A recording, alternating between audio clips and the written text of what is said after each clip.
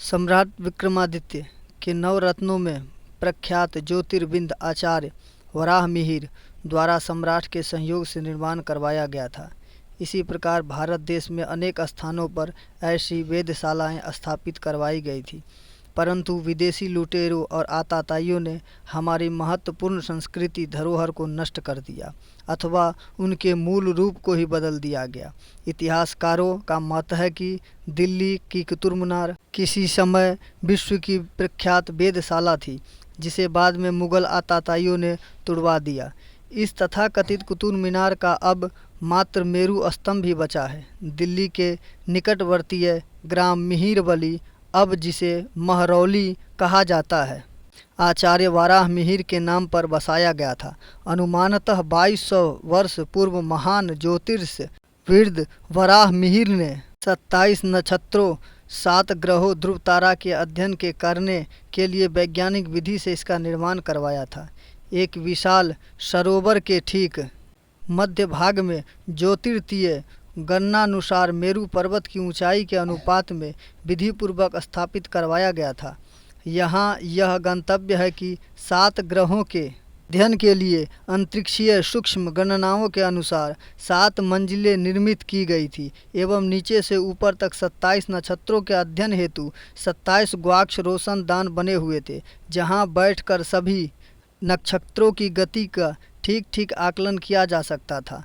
स्तंभ के निर्माण में विशेष काले पत्थरों का उपयोग किया गया था, ताकि अंदर के भाग में पूर्ण रूप से अंधकार रहे और ज्योतिषीय गणना में किसी प्रकार का व्यवधान न हो, रात्रि में भी साफ साफ दिखाई दे सके। इस स्तंभ का मुख्य द्वार उत्तर की ओर स्थित है, यानी ध्रुव तारे की दिशा में। इसकी नींव 16 गज गहरी है और ऊंचाई 84 गज थी। हमारी पृथ्वी चूँकि 5 अंश झुकी हुई है, अतः इस स्तंभ का झुकाव भी 5 अंश दक्षिण की ओर रखा गया है।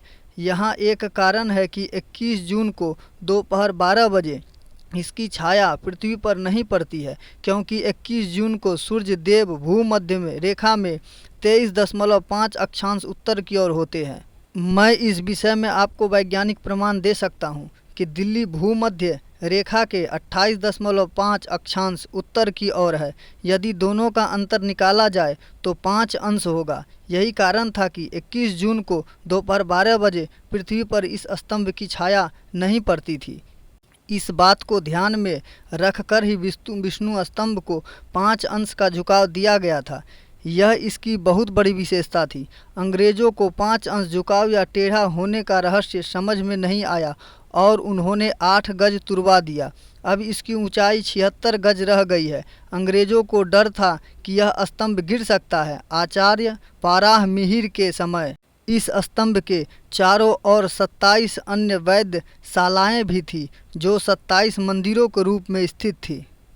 उस समय का ज्योतिषीय ज्ञान चरम सीमा पर था। आज तार्किक दृष्टि से जन सामान्य ज्योतिष पर विश्वास न करे, पर मेरा उनसे एक प्रश्न है कि बिना किसी कंप्यूटर या गणना यंत्र के क्या कोई 100 या 200 वर्ष अथवा 1000 वर्ष पूर्व का चंद्र ग्रहण सूर्य ग्रहण का मिनट बता सकता है? हमारा पंचांग इसका उत्तर दे सकता है। किसी पंचांग वेता के पास जाकर के प्रश्न कीजिए, वह थोड़े से परिश्रम में आपको सटीक उत्तर दे सकता है। क्या यह हमारे ज्योतिष शास्त्र के अति उन्नत होने का प्रमाण नहीं है?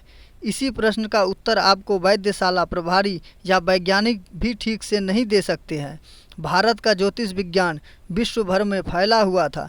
विदेशों में भी भारतीय सम्राटों और विद्वानों के द्वारा निर्मित अंतरिक्षीय वेधशालाओं के अवशेष देखे जा सकते हैं। अनेक स्थलों पर स्थित ज्योतिषीय वेधशालाएं आज भी अपनी उपयोगिता और उपादेयता का लोहा मनवा रही है। यह जानकर आश्चर्य होता है कि उस समय हमारा ज्ञान विज्ञान कितना अधिक उन्नत था और बर्बर लुटेरों या आताताइयों ने हमारा अंतरिक्ष फूट का लाभ उठाकर हमारी यशस्वी संस्कृति को नष्ट भ्रष्ट करके हमें फिर से गुलाम बना देने की सीमा पर ला करके खड़ा कर दिया है।